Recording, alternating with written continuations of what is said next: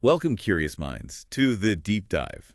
You know that feeling when you want to be properly well informed on something, but you just end up drowning in articles and reports and, well, dense jargon. Yeah, it can be overwhelming. That's exactly where we come in. We take a whole stack of sources and, distill them down into the most important, insightful nuggets. We try to make you effortlessly knowledgeable. And today we're doing something, well, pretty unique, I think. We're not sifting through the usual dry economic reports or forecasts. No. Instead, we're actually cracking open a real 2025 Irish Leaving Certificate higher level economics exam paper. That's right, a high school exam paper. But look, don't let that fool you. This isn't about memorizing answers or anything. Not at all. Think of it more like a really carefully curated snapshot of the current economic landscape.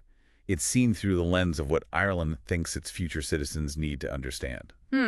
It's kind of a blueprint for understanding the economic thinking of a nation. Right. And how that actually impacts your wallet and your choices. Yeah. Exactly. Our mission isn't to, sit the exam ourselves, Definitely not. but to dissect it. We're going to pull out the core insights, the surprising facts, connect the dots, looking at everything from global trends, national policy, right down to your household budget and daily decisions. Yeah, it's basically a shortcut to understanding the sort of intricate dynamics of a modern economy. And I'm pretty excited to jump in. Me too. Hmm. Okay, so every day, probably without even realizing it, we're all making economic choices. But what if the way we're taught to think about those choices, or maybe how our government thinks about them, is subtly shaping our lives? That's a good point. We're starting this deep dive with something we all do, consciously or not, weighing up the pros and cons. The exam kicks off right there, actually, asking about cost-benefit analysis. So what is that really at its core?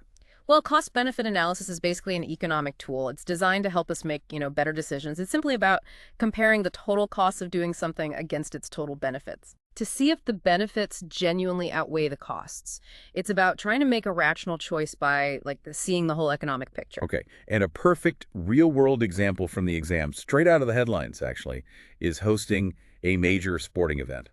Germany hosted the Euros, Euro 2024. Yeah, huge event. 2.7 million people, 51 matches. Now, on the one hand, a host country would argue these events bring massive economic benefits, wouldn't they? We hear about the tourism, the buzz. Absolutely. That's always the immediate argument, isn't it? The boost to the economy. You get increased tourism revenue, visitors spending on hotels, food, transport, entertainment. Right. And this injects funds into local businesses, creates temporary jobs. Right. And it can certainly boost a country's international profile, maybe lead to future tourism or investment down the line. That's the visible, exciting part. But there's always another side, isn't there? What's the argument against the economic benefits, the stuff we don't always see? Yeah, that counter-argument often focuses on the enormous upfront costs. We're talking building or upgrading stadiums, massive infrastructure improvements, transport links, that kind of thing, and huge security costs. These costs can often end up being way more than the actual measurable economic benefits. And then taxpayers are left footing the bill long after the crowds have gone home. Ouch. And there's also the risk of crowding out, where local businesses not directly involved might actually see a downturn. Maybe regular tourists avoid the area because it's too busy or just because resources get diverted. So yeah, it's not always a clear net positive when you look at everything. That's a crucial point. It's not just what you spend, but what you could have spent that money on instead. Life, exactly. Opportunity cost. So we've seen how big nations weigh costs. But what about the millions of little decisions we make every day? Right. Because the same economic ideas are playing out in your kitchen, in your savings account. The exam moves on to household habits, how we save and spend. We've got some interesting Irish data here from Q1 2024. Irish households had $43.91 billion in disposable income, spent $37.32 billion, and saved $6.59 billion. Now, when people decide how much to save, it's not just about how much they earn, is it? That's spot on. Yeah, beyond just income level, two other key economic factors really influence saving decisions. First, consumer confidence. Yeah. If households feel optimistic about the future economy, about their job prospects, they tend to feel more comfortable spending, less inclined to save. But if there's uncertainty, people instinctively save more, as a buffer. Makes sense. And secondly, interest rates are a major factor. Higher interest rates generally encourage saving because, well, the return on your savings is better. Makes it more attractive to put money aside instead of spending it. So we have this $6.59 billion in savings. The exam asks us to think about this statement. A high level of household savings is desirable for the Irish economy. Now, this isn't a simple yes or no, is it? It feels like one of those economic paradoxes. It absolutely is a paradox. Yeah. On one hand, high household savings can be incredibly beneficial. They provide a stable source of funds for investment in the economy. So? Well, banks have more capital to lend out to businesses, right? Which can then fuel economic growth, create jobs. It also gives households that crucial financial buffer during downturns, making the whole economy more resilient to shocks. Okay, that sounds good. But then, too much of a good thing can be bad. If everyone saves too much, nobody's spending. That has to slow things down. Precisely. If households save excessively, it directly means they're consuming less. And lower consumption spending leads to reduced demand for goods and services. That can slow down overall economic activity, which might mean lower business profits, maybe less investment, maybe even job losses. So there's this really delicate balance that needs to be struck. Enough saving for stability and investment, but also enough spending to keep the economic engine actually running. It really shows how those small individual decisions ripple through the whole economy in sometimes surprising ways. Okay, let's talk about what you buy and what it costs. The exam highlights a really interesting shift in Ireland. Between 2014 and 2023, there was a big increase in used car imports from Japan and a decrease from the UK. What's an economic reason for a surprising trend like that? Well, a key economic driver for that shift probably relates to changes in exchange rates and also the evolving trade relationship, especially post-Brexit. Brexit. Yeah. The UK's trading relationship with the EU, and so with Ireland, changed significantly. That could have made UK imports relatively more expensive or maybe subject to new regulations compared to imports from Japan. Japan might have become more competitive due to, say, favorable exchange rates or maybe smoother trade processes. So geopolitics hitting the used car lot. Pretty much. It's a clear example of how those big shifts directly impact consumer choices and trade flows. Speaking of imports and trade, the European Union recently increased tariffs on electric vehicles imported from China. This brings up the idea of trade protectionism. Okay. What exactly is that? And if the EU wanted to reduce imports without using tariffs, what else could they do? Okay, so trade protectionism basically refers to government policies that restrict international trade.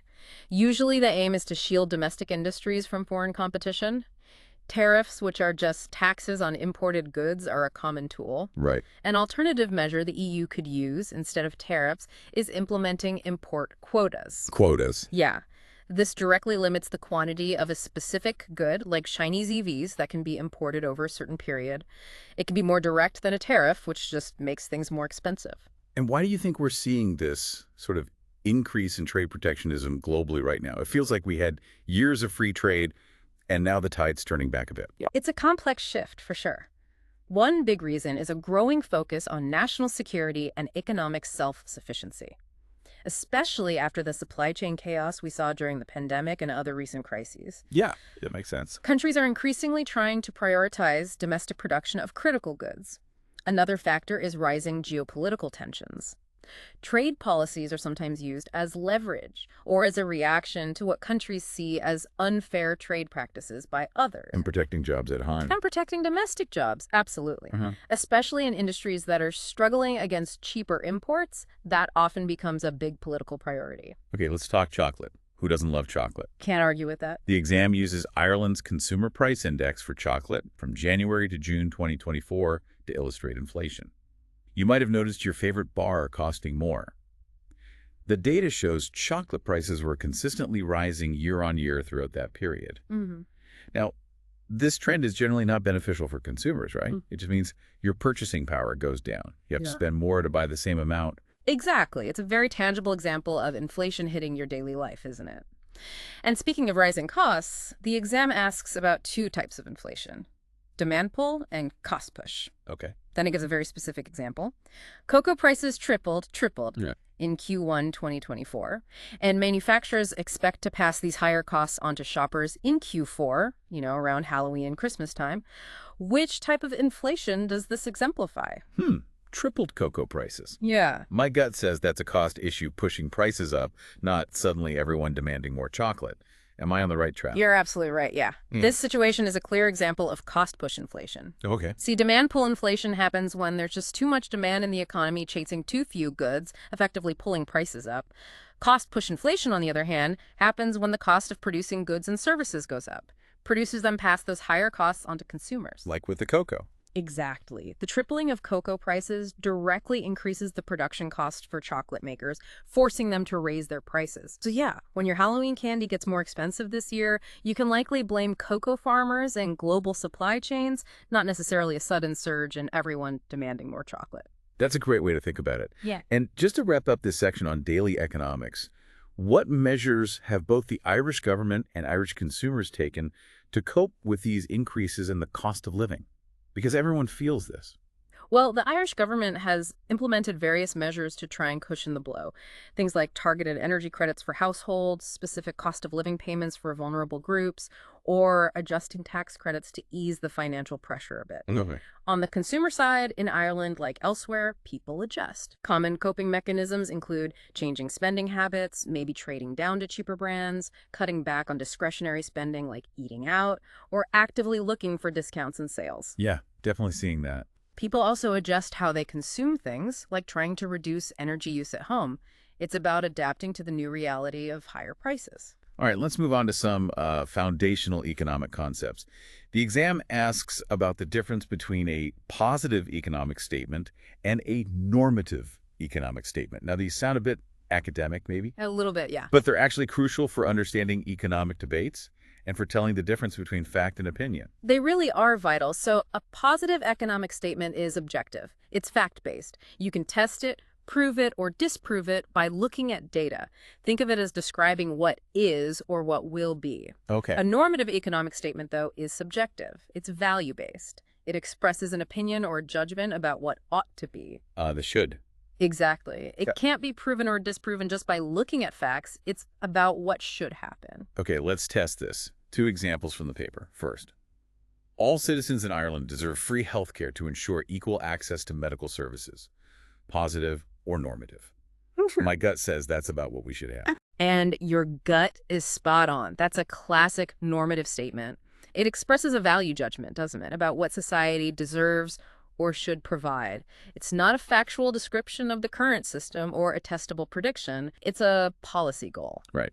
And the second one, if the Irish government were to raise the corporation tax rate by 3%, it would reduce foreign direct investment in the country by at least 25%. Okay, now that one is a positive statement. It makes a specific testable prediction about the relationship between 2 economic variables, the tax rate and foreign investment. I see. Now, economists might argue about whether that 25% figure is accurate, but the statement itself is framed as a hypothesis you could, in theory, check against data. Moving on to market controls, the exam talks about price floors.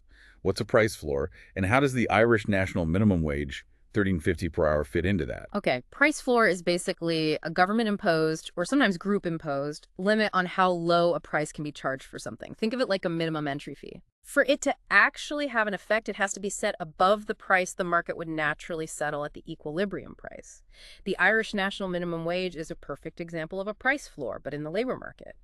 It sets a minimum price for labor, the hourly wage that employers have to pay. And what's the theoretical effect of setting a price floor like the minimum wage? What does it do to the labor market, in theory? Well, in theory, when a price floor like the minimum wage is set above the market's natural equilibrium wage, it can lead to a surplus of labor, which, we usually call unemployment. How does that happen? Because at the higher minimum wage, more people are willing to supply their labor, right? They want the jobs. But employers, facing higher wage costs, are willing to demand less labor, they hire fewer people. This creates a gap between the quantity of labor supplied and the quantity demanded. Okay. Now, for understanding demand and value, the exam gets into something called income elasticity of demand, or YED. What does YED actually measure? Income elasticity of demand, YED, measures how much the quantity demanded for a good or service changes when consumers' income changes. Right. It tells us if, say, your income goes up, does your demand for a specific product go up a lot, a little, or maybe even go down? Fascinating. The exam gives some Irish data.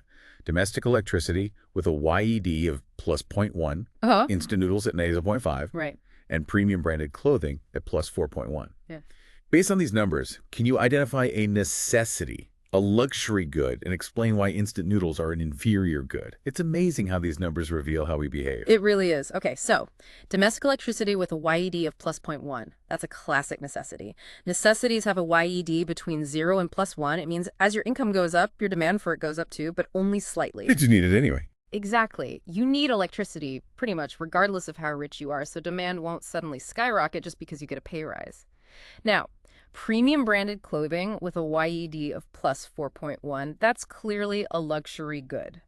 Luxury goods have a YED greater than plus 1. That indicates that demand for them increases more than proportionately as income rises. So you treat yourself. Precisely. When you have more disposable income, you tend to spend a much bigger chunk of that extra cash on those high-end items. And finally, instant noodles with a YED of a negative 0.5. They are an inferior good. Inferior goods have a negative YED. This means that as consumer income increases, the demand for these goods actually decreases. Why is that? Because people switch to what they see as better, higher quality alternatives once they can afford them. So yeah, the more money you make, the less likely you are to be stocking up on instant noodles. Fascinating. Okay, the CAM also talks about merit goods. The Irish government's budget 2025 plans to spend €9 million on phone pouches for all secondary school students. And these are considered merit goods. What does that term mean? Right, merit goods. These are goods or services that society thinks are beneficial for people to consume, maybe more beneficial than the individual realizes themselves. Yeah. So, individuals might underconsume them if it was just left to the free market. The government often steps in to provide or subsidize them to encourage people to use them more because there are positive spillover effects for society. Like the phone pouches. Exactly. Right. Phone pouches for students are seen as a merit good because while students might not choose to buy them, the government believes they contribute to a better learning environment by reducing distractions in class. This benefits the individual student, sure, by improving focus, but also the broader educational system. From classrooms to climate, the exam then shifts to environmental economics. Let's start with the definition. What is environmental sustainability? And can you give one recent initiative from the Irish government aimed at improving it? Sure. Environmental sustainability is basically about meeting the needs of the present generation without messing things up for future generations, without compromising their ability to meet their own needs. Right, protecting the future. Yeah, it's about maintaining ecological balance, protecting natural resources for the long haul. As for a recent Irish government initiative, well, you could point to the ongoing rollout of carbon taxes, which aim to discourage activities that produce a lot of carbon. Or maybe the significant investments being made in renewable energy infrastructure, trying to push towards cleaner energy. And a big challenge in this whole area is greenwashing. The exam defines it as companies making false or exaggerated claims to seem environmentally friendly. Very common. A study apparently shows shoppers really struggle to tell the difference between genuinely eco-friendly goods and the greenwashed ones. How can this lead to market failure? Seems like it would just confuse people. It does confuse people, and that confusion is exactly how it causes market failure in really two key ways. First, it creates what we call information asymmetry, meaning consumers don't have perfect, honest information. They can't accurately tell the truly sustainable products from the ones that are just marketed cleverly. This means genuinely eco-friendly companies might struggle. They find it hard to gain market share or charge a bit more for their real efforts because consumers are either skeptical or just plain misled. Okay, that's one way. What's the second? Second, it leads to a misallocation of resources. If consumers are tricked into buying products that actually harm the environment thinking they're making an ethical choice, well, that's bad news. Yeah. It reduces the incentive for other companies to invest in genuine sustainable practices, and it diverts demand away from the truly green alternatives. So the market isn't efficiently directing resources towards environmentally beneficial production. It's frustrating for consumers trying to do the right thing, and obviously it's harmful for the planet. Okay, let's broaden our view now. Let's look at the bigger picture. Industries, government, global connections. The exam touches on market structures. starting with an oligopoly. What are the key features of an oligopoly market? Right, an oligopoly. Think of it as a market dominated by just a small number of large firms, like a few big players, controlling most of the sandbox. Key features usually include high barriers to entry. It's tough for new companies to get in. There's significant interdependence among the firms, meaning what one firm does, like changing a price or launching a new product, really affects the others. They have to watch each other closely. Exactly. And often there's a tendency towards non-price competition, things like heavy advertising, branding, product differentiation, rather than just competing on price alone. They try to steal market share without starting a damaging price war. That makes sense. Yeah. The exam also looks at monopoly power, specifically in the pharmaceutical industry. How a patent can grant a company the sole right to produce and sell a new drug, effectively giving them a monopoly for a while. Ireland has over 90 foreign pharmaceutical companies here, employing over 45,000 people. So what's an economic advantage and a disadvantage for consumers if a pharma company has monopoly power? And what's another common barrier to entry in monopoly markets, apart from patents? Okay, well, an advantage for consumers, and this often gets overlooked, is that the temporary monopoly power from a patent gives companies a really strong incentive to invest huge amounts in research and development, R&D. Right. To invent the next drug. Exactly. Developing a new drug is incredibly expensive and very risky.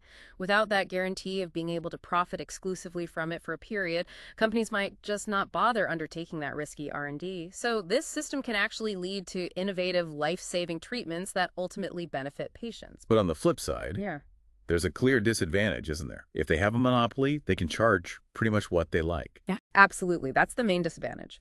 A monopolist doesn't face direct competition. This allows them to charge significantly higher prices than they could in a competitive market. And that can make essential, even life-saving drugs unaffordable for some patients, leading to big issues around access and equity. And another barrier to entry, besides patents. Another really common barrier, especially in industries like pharma, is significant economies of scale. Maybe.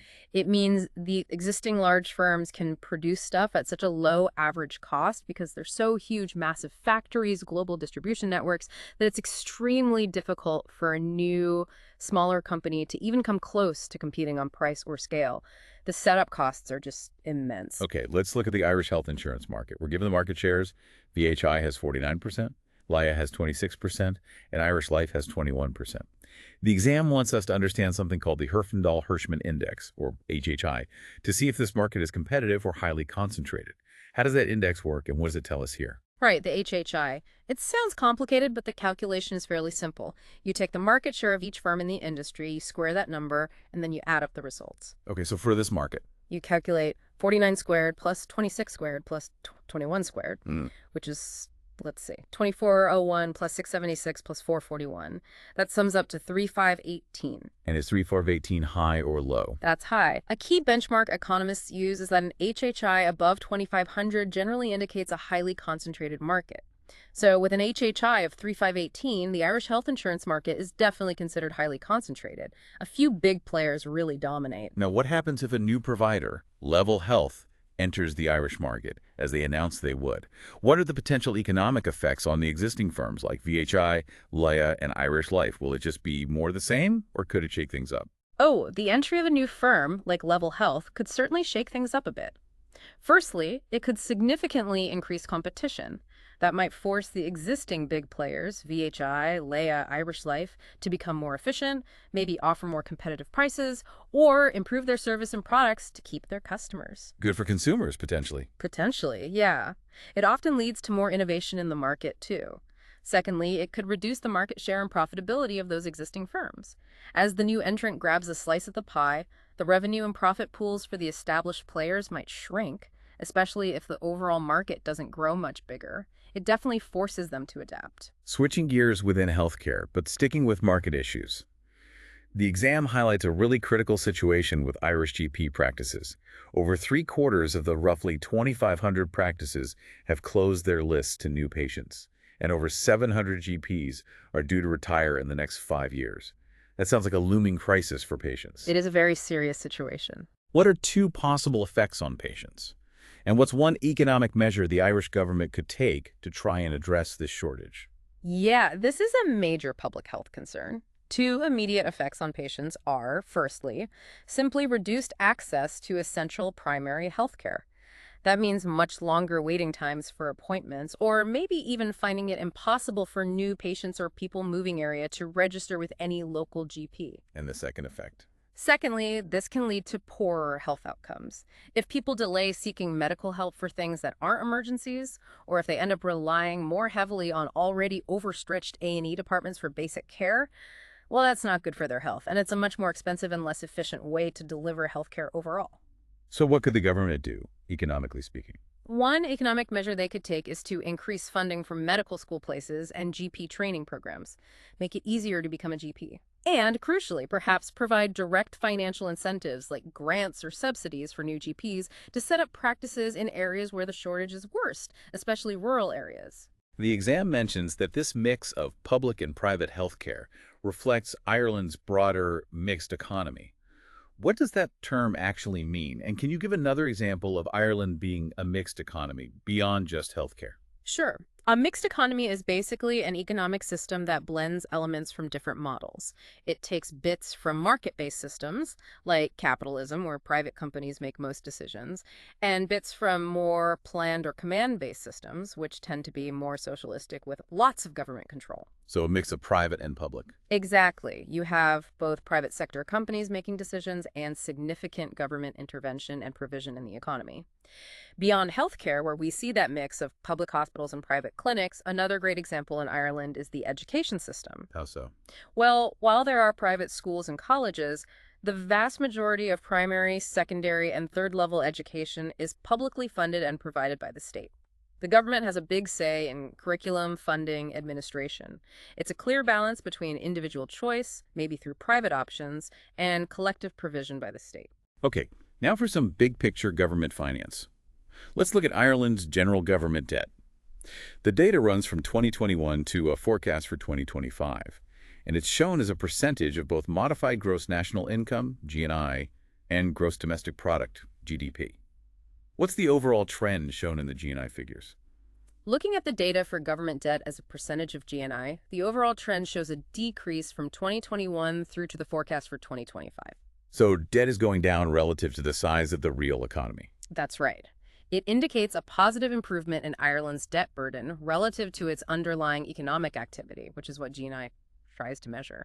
It suggests the country is becoming, more fiscally sound. And what's one economic advantage of Ireland reducing its government debt, both for taxpayers here and for the Irish government itself? Because it sounds like good news, but why exactly? Okay, well, for taxpayers in Ireland, one advantage of the government reducing its debt is that less tax money needs to be spent just paying the interest on that debt each year. That frees up government funds that could potentially be used for better public services, maybe investing in infrastructure or even allowing for tax cuts, so it can directly benefit citizens.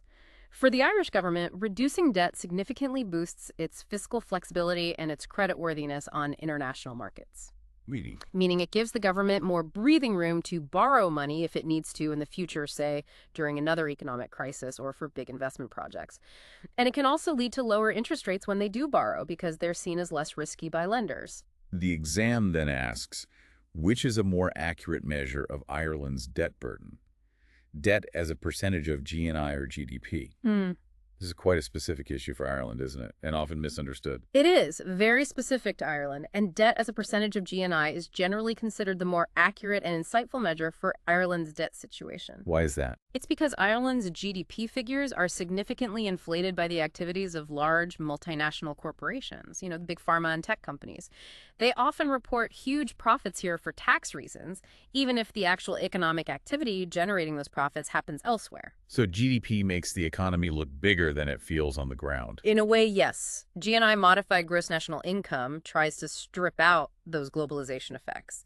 It gives a more refined measure of the actual income generated by residents of Ireland, so it better reflects the true capacity of the domestic Irish economy to actually service its debt. It's just a more realistic picture. Okay, let's talk tax revenue now. Yeah. What was the most significant change in the makeup of Irish tax revenue between 2017 and 2023? And what's one reason for that change?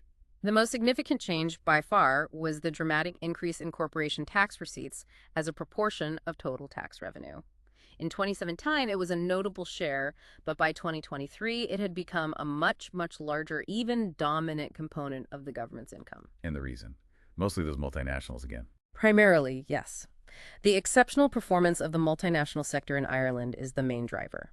Highly profitable companies, particularly in pharma and technology, have seen significant profit growth globally, and a chunk of that gets taxed here, leading to substantially increased corporate tax payments to the Irish exchequer.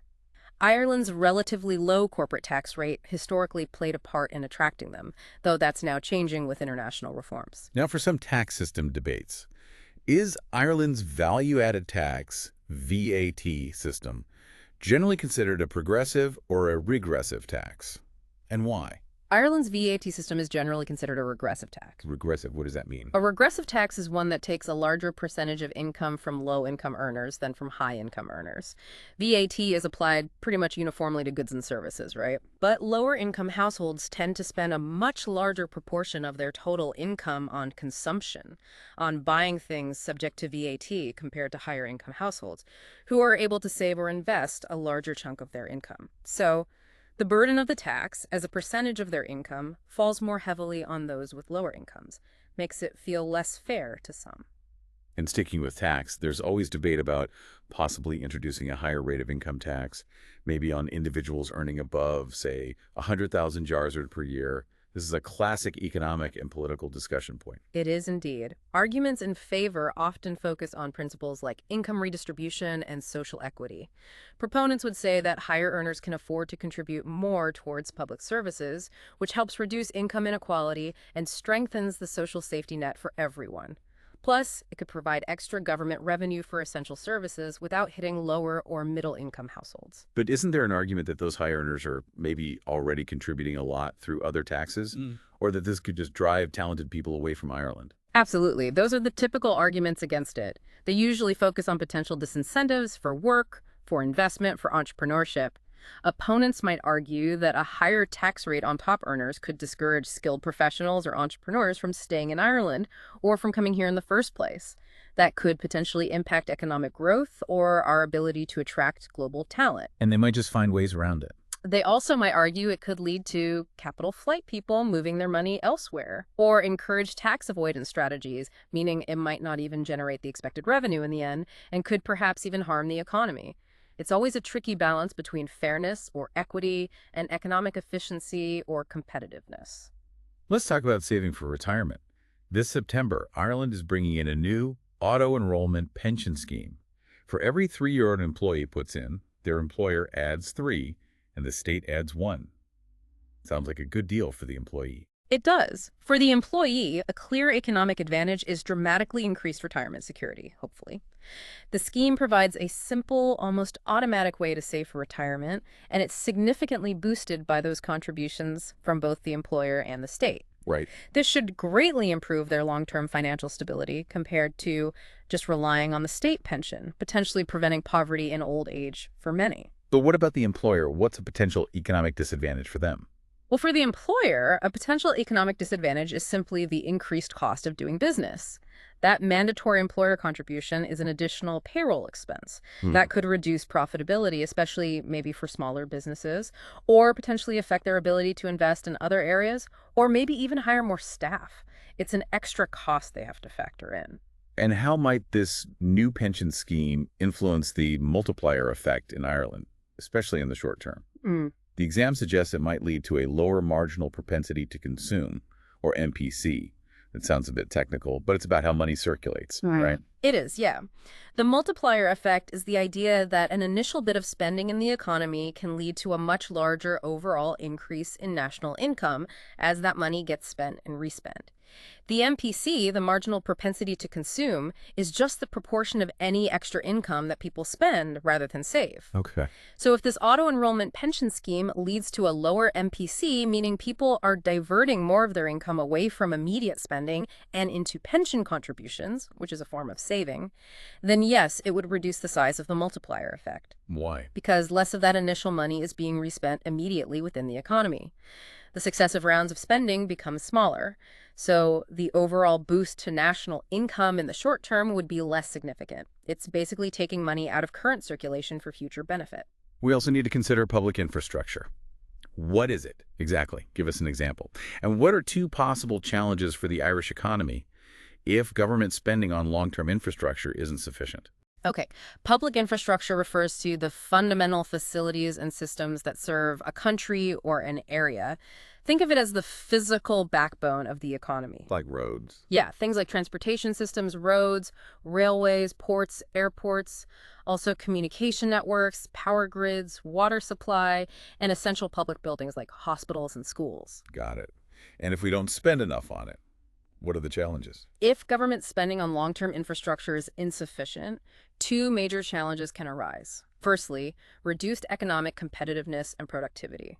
Outdated or inadequate infrastructure, think chronic traffic jams, slow broadband, unreliable energy hinders businesses, increases transport costs, reduces efficiency overall. This makes the country less attractive for investment and limits growth potential. And the second challenge. Secondly, it can lead to a deterioration in the quality of life for citizens. Issues like constant congestion, poor public transport, strain on hospitals or schools due to lack of capacity. These directly impact people's well-being and their ability to participate fully in the economy and society. Finally, in this government finance section, why has Irish government expenditure increased so significantly?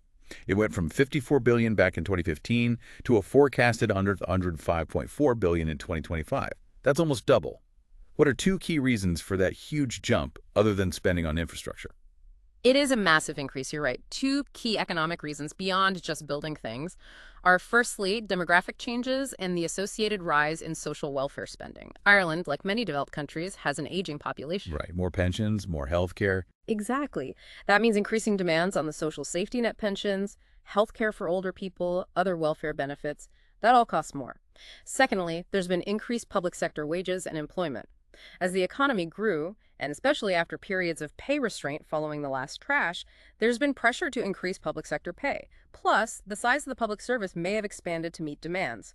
So the cost of public sector salaries and related benefits has naturally gone up, contributing substantially to overall government spending. It's the cost of a growing population and a growing public service, basically. Okay, let's shift focus now to Ireland's global economic footprint. The exam gives an export snapshot for the first half of 2024 by region. United States 31.8%, Great Britain 28.5%, other EU 16.2%. Just based on that, what percentage of total goods exports went to the United States? Well, if the U.S. share is given as 31.8% of the total, then 31.8% of Ireland's total goods exports went to the United States in that period. A very significant chunk. Yeah, nearly a third. Ireland had almost 12,000 companies exporting goods in 2022. What's one economic benefit and one economic challenge of Ireland's exports for the economy? Okay, one clear economic benefit of having strong exports is a direct boost to national income and employment. Exports bring money into the country, generating revenue for Irish companies. That supports jobs, stimulates production here, and contributes to our gross national income. Plus, the inflow of foreign currency helps our balance of payments. Sounds good. What's the challenge? A significant economic challenge, though, can be vulnerability to external shocks. Being heavily reliant on exports means the Irish economy is very dependent on global economic conditions and the economic health of our main trading partners, like the US and UK. So if they catch a cold? We can get pneumonia. Downturns in their economies or changes in trade policy, like the protectionism we talked about earlier, can severely impact Ireland's economic stability. Interestingly, the exam notes Ireland is the 9th largest contributor of foreign direct investment into the U.S. So Irish companies investing abroad. Why are such outflows of FDI from Ireland actually important for the Irish economy? It sounds a bit counterintuitive, sending money out. It might seem counterintuitive, yeah. Yeah. But outflows of foreign direct investment from Ireland, Irish companies investing abroad are important for several reasons. One key economic reason is that it can enhance the global competitiveness and growth opportunities for those Irish firms. Wow. By investing in other markets, Irish companies can access new customers, diversify where their revenue comes from, maybe gain access to new technologies or resources abroad, and just generally increase their overall scale and profitability. This ultimately strengthens the parent companies back here in Ireland. It might lead to increased profits coming back home eventually, and it makes our economy more resilient and globally integrated. It's about building future strength. The exam then circles back to those pharmaceutical companies, over 90 foreign ones here, 45,000 plus employees. It states that Ireland has a comparative advantage in attracting this kind of investment. What does comparative advantage mean? And what are two sources of it in Ireland that help attract these specific companies? Right, comparative advantage. It's a core economic principle. It basically suggests a country should specialize in producing the goods or services that it can produce at a lower opportunity cost than other countries. Lower opportunity cost, meaning? Meaning it gives up less of something else to produce it. Essentially, it can produce that good or service more efficiently or at a relatively lower cost compared to its trading partners. Okay, so what gives Ireland that advantage for pharma? Two key sources of comparative advantage for Ireland in attracting foreign pharma companies would be, firstly, a highly skilled and educated workforce, particularly strong in the sciences, engineering, and advanced manufacturing. That's absolutely crucial for complex pharmaceutical R&D and production. Secondly, historically at least, a favorable and stable corporate tax environment. That Although, as we said, this is evolving now with international reforms. Our membership of the EU single market is also a massive factor. The World Trade Organization, the WTO, plays a big role in all this global trade. What's one function of the WTO? One key function of the World Trade Organization is to administer the existing trade agreements between its member countries. It acts as a forum where countries can negotiate new trade rules, and it provides a framework for how trade should be conducted. The aim is usually to lower trade barriers, help resolve trade disputes between countries, and try to ensure fair trade practices globally. And finally, for this section, the exam looks at Ireland's contribution to official development assistance, or ODA basically, foreign aid. Ireland contributed 0.28% of its GNI in 2023, whereas the UN target is 0.70%. What's one economic reason why Ireland might be failing to reach that target? Well, one likely economic reason is simply fiscal constraints or competing domestic spending priorities. In any given year, the Irish government faces huge demands on its budget, healthcare, education, social welfare, infrastructure needs at home. Right, lots of demands. Exactly. So during times of economic pressure or when domestic needs seem particularly urgent, ODA contributions might get deprioritized compared to spending money inside Ireland. It's a constant balancing act for government budgets everywhere. And the exam also asked about the impact of aid itself. What's one possible economic benefit that Ireland's ODA provides to the least developed countries, LDCs? And when challenged for LDCs who might become dependent on that aid, it feels like aid should always be good, but maybe it's not always that simple. No, it's definitely not always simple. One clear possible economic benefit ODA provides is that it can fund critical infrastructure development and social programs in those LDCs. This could be building schools, hospitals, roads, providing access to clean water, sanitation, things that directly improve people's health and education, what economists call human capital, facilitate economic activity, and hopefully help these countries on their path towards self-sufficient development. But what's the downside, the challenge of dependency? A significant challenge for LDCs that become heavily dependent on international aid is that this aid dependency itself can sometimes disincentivize necessary domestic reforms or efforts towards self-reliance. If aid becomes a really consistent and primary source of government funding, it might reduce the urgency for the recipient government to develop its own sustainable tax base, foster local industries, or implement difficult but perhaps necessary economic reforms. It can potentially lead to a sort of perpetual reliance on external support, rather than building their own strong, robust economies. #Tag4V, modern economic hotspots. Okay, let's turn our attention now to some modern economic hotspots, starting with the digital and gig economy. It's probably no surprise that the majority of internet users in Ireland bought something online in 2023. Beyond just having a wider selection of products, what are two other benefits of online shopping for Irish consumers? Well, two other really significant benefits are, firstly, just the unmatched convenience and accessibility. You can shop 24/7 from anywhere, right? No travel time, no parking hassles, no worrying about shop opening hours. It makes fitting shopping into busy lives incredibly easy. True. And secondly, online shopping usually allows for much easier price comparison. You can quickly check prices across multiple retailers for the best deals. That can potentially lead to lower prices and bigger savings, especially maybe on more expensive items. But the digital boom also brings disruption. Amazon plans to open a dedicated store in Ireland in 2025, offering apparently over 100 million products. What are two economic difficulties this huge expansion might create for small and medium-sized retailers here in Ireland? It feels a bit like David versus Goliath, doesn't it? It absolutely does. Yeah, the expansion of a giant like Amazon can create several big difficulties for smaller local players. Firstly, it poses an immense competitive threat. Small and medium businesses might really struggle to compete with Amazon's sheer range of products, often lower prices, which come from their massive economies of scale and their super efficient logistics network. This could easily lead to reduced sales and market share for local businesses. And jobs. That's the second point. It could unfortunately lead to job displacement in the traditional retail sector. As more sales shift online, away from physical brick-and-mortar stores, some smaller retailers might be forced to downsize, or maybe even close down completely. That obviously impacts local employment and potentially the vibrancy of high streets and town centers. And beyond just shopping, how else are changes in technology affecting other sectors? The exam asks for an example in either agriculture or sports and fitness. Okay, well, in the agriculture sector, technology is enabling things like precision farming. Using drones, sensors, GPS, farmers can optimize crop yields, reduce waste of things like water or fertilizer, and even automate tasks like planting or spraying. It's making farming much more data-driven. And sports.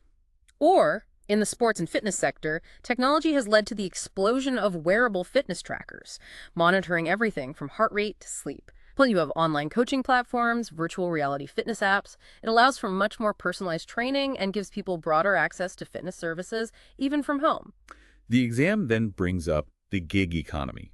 It notes that nearly 200,000 people in Ireland work in it, and it asks us to discuss the statement. The gig economy needs to be better regulated for its workers. This is a big and often quite heated debate. What are the core arguments on each side? It is a huge debate, globally. Arguments for better regulation usually focus on worker protection and social rights. Proponents argue that gig workers, who are often classified as independent contractors, not employees, frequently lack basic protections. Things like a guaranteed minimum wage, sick pay, holiday pay, access to Social Security benefits that traditional employees get. So, a safety net. Exactly. Better regulation, they argue, could ensure fairer working conditions, maybe a more stable income, and provide that much-needed social safety net. It's about addressing what some see as potential exploitation in the model. And the counterargument, because surely the appeal of the gig economy for many is that flexibility, that lack of traditional structure. That's precisely the counterargument. Those against stricter regulation often emphasize flexibility and innovation. They contend that too much regulation could stifle the very flexibility that attracts many workers in the first place. You know, the ability to set your own hours, be your own boss.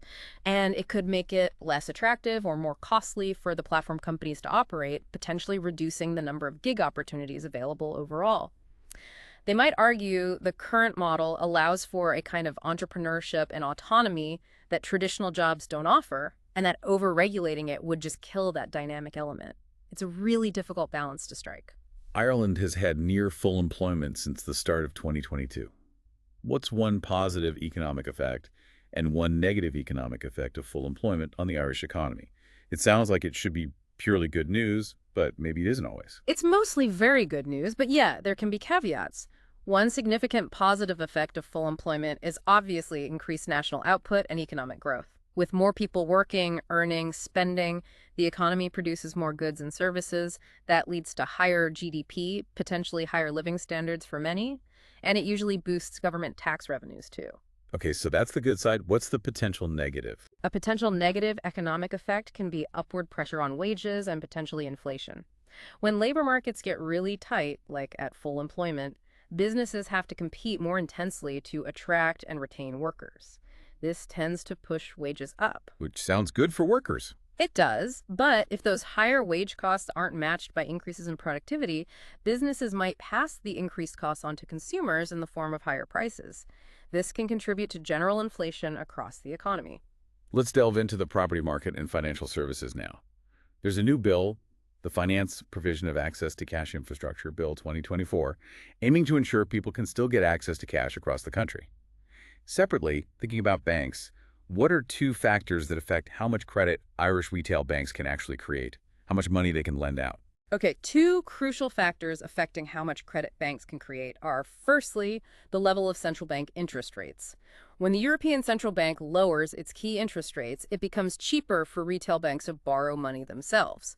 This makes them more willing to lend out money, and it also encourages more businesses and individuals to take out loans. Okay. Interest rates. What's the second? Secondly, the reserve requirement that the central bank sets. This is the minimum percentage of customer deposits that banks are legally required to hold in reserve and not lend out. If the central bank increases the reserve requirement, banks have less money available to lend, which directly reduces their capacity to create new credit. So it's about how much money they have access to and how much they're allowed to lend.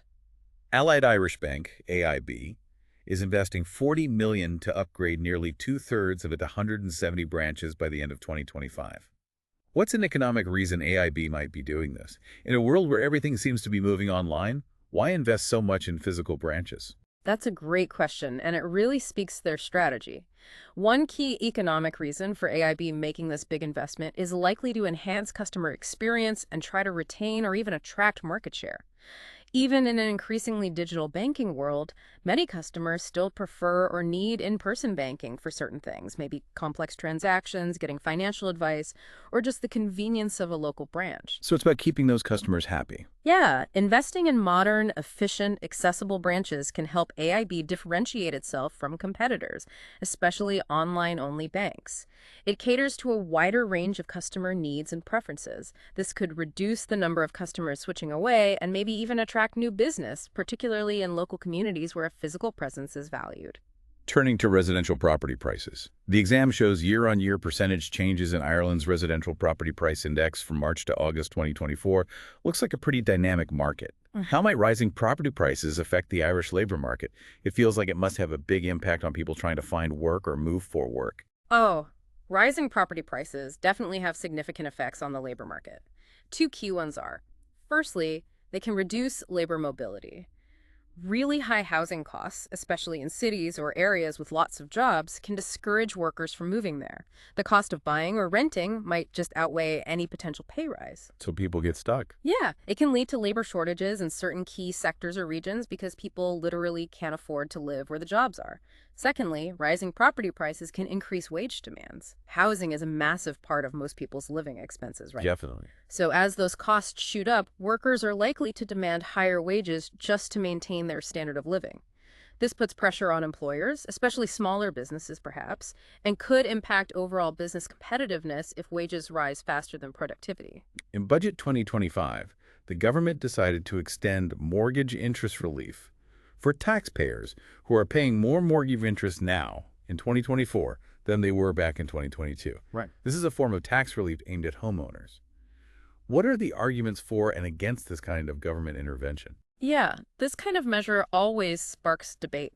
Supporters would argue that it provides necessary financial relief to homeowners who are genuinely struggling with higher mortgage payments due to the sharp rise in interest rates we've seen. They'd say it helps prevent people falling into mortgage arrears, supports household spending power generally, and maybe helps prevent a sudden crash in the housing market, maintaining stability. Okay, that's the for argument. What about the against? Opponents, however, might contend that this kind of relief disproportionately benefits wealthier homeowners. Those with larger mortgages often get more relief. They might see it as an inefficient use of taxpayer money that could be better targeted. They could also argue that it further distorts the housing market, maybe keeping prices artificially high, or that more direct social welfare measures would be fairer for everyone struggling with the cost of living, not just mortgage holders. Let's talk about actually running a business now and growth drivers. The exam uses a nice simple example, a smoothie and juice bar in Sligo to illustrate production costs. He gives a table with output, fixed cost, variable cost, total cost, and average cost. Can you fill in the missing values? We need variable cost A at 20 units of output and average cost B at 60 units output. Okay, let's do the smoothie maths. For variable cost A at 20 units output, the table shows fixed cost is €60 and total cost is 70. Since total cost is just fixed cost plus variable cost, then variable cost A must be total cost minus fixed cost. So 70 minus €60 equals 10. Okay, 10. And average cost B. For average cost B at 60 units output, the table shows total cost is €115. Average cost is just total cost divided by the output. So average cost B is €115 divided by 60 units. That comes out to 1.92 approximately if we round it to decimal places. Great. And one more calculation. If the outlet sells 40 smoothies a day at €4 each, What's their profit for that day? This really brings economics down to a small business level. It does. Okay. Profit at 40 smoothies. First, total revenue is price per smoothie times quantity sold. So 4.0 times 40 smoothies equals 160. Right. Then we look at the table. At 40 units of output, the total cost is given as 90 euro. Okay. Profit is simply total revenue minus total cost. So 160 minus 90 euro equals 70. The smoothie bar made a profit of 70 euro that day. Not bad. Beyond just maximizing that 70 profit, Yeah. what are two other objectives the owner of a smoothie bar might pursue? Because it's not always just about the immediate cash, is it? No, definitely not. Beyond just maximizing profit today, the owner might be focused on, say, market share growth. They might want to capture a bigger slice of the local drinks market, maybe aiming to become the go-to smoothie place, even if that means slightly lower prices or higher marketing costs in the short term. Another objective could be customer satisfaction and building loyalty, really focusing on making great smoothies, giving excellent service, building a base of happy repeat customers. That focuses more on long-term sustainability and building a good reputation, which of course usually helps profits in the long run anyway. The concepts of diseconomies of scale also comes up. What does that mean? And can you give an example that a smoothie retailer might experience if they got too big? And how does the long-run average cost curve, LRAC, show this? Okay, diseconomies of scale. This happens when a firm's average cost of production actually starts to increase as its output grows beyond a certain point. So basically, it means becoming less efficient as you get bigger after a certain stage. Getting too big for your boots, maybe. Kind of, yeah. An example a smoothie retailer might experience if they expanded rapidly, say opening lots of branches, could be management inefficiencies. As the business gets bigger and more spread out, coordinating staff across multiple locations, managing complex supply chains for fresh ingredients to all those places, maintaining consistent quality control.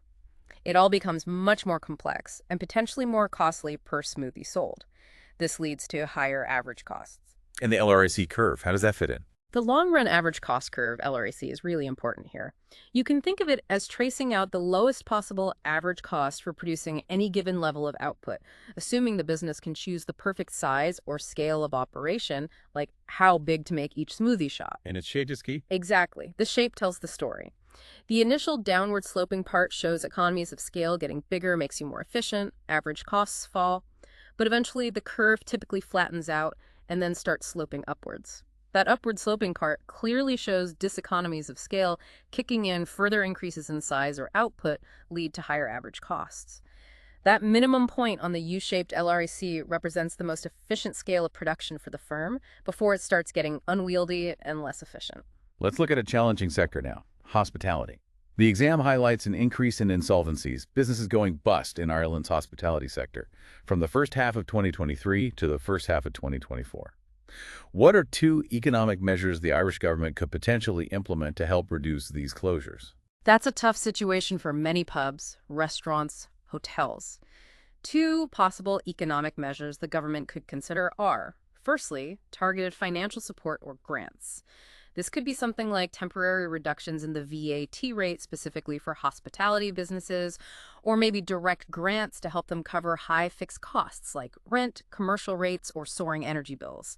That would ease the immediate cash flow pressure. Okay, direct help. What else? Secondly, they could perhaps introduce specific tax incentives or maybe reduced employer social contribution rates for businesses operating in the hospitality sector, making it a bit cheaper for them to employ people or allowing them to keep more of their earnings could improve their financial viability and help them invest in their operations for the longer term. It's interesting that the exam notes a company might stay in business in the short run, even if it's making a loss. Why would they do that? Why not just shut the doors immediately if you're losing money? That's a really important concept.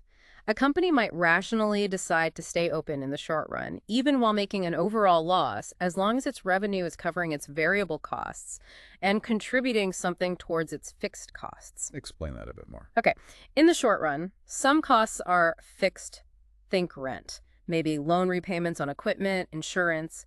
You have to pay those whether you produce one smoothie or 0 smoothies. Other costs are variable. The fruit, the cups, maybe hourly wages, they go up as you produce more.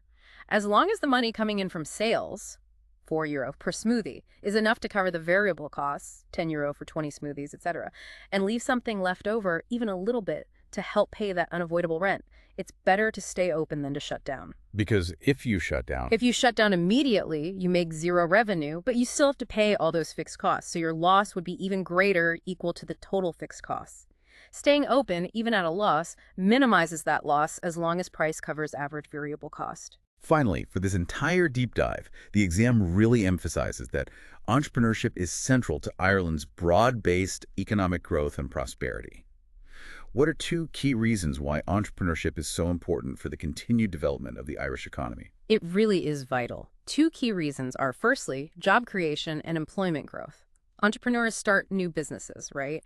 And these new businesses, especially small and medium ones, are crucial engines for creating new jobs across all sorts of sectors. They reduce unemployment, provide incomes, and often hire people that maybe larger established companies might overlook. And the second reason? Secondly, entrepreneurship drives innovation and economic dynamism. New businesses are often the ones introducing innovative products, new services, maybe more efficient processes. They challenge existing markets, they increase efficiency, they foster competition.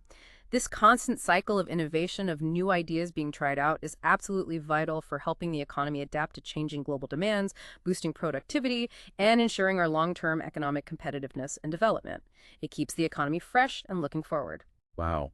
Okay, so from the tiny details of a smoothie bar's costs, right up to the grand sweep of global trade and national debt, and from, your personal savings habits to the future of the gig economy. We've really extracted so many surprising facts and connected a lot of dots, all from what was essentially an economics exam paper. It really shows how these economic principles aren't just abstract theories in a textbook, are they? They're woven right into the fabric of our daily lives and national policy. They influence decisions at every single level, from the price of your chocolate bar right up to national budgets. It definitely feels like a shortcut to being genuinely well-informed on the intricate dynamics of a modern economy like Ireland's. I hope so. And as we wrap up this deep dive, here's a final thought for you, the listener, to ponder.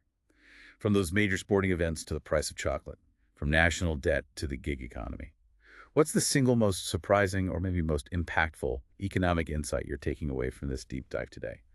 What's something you'll now see differently in your daily life?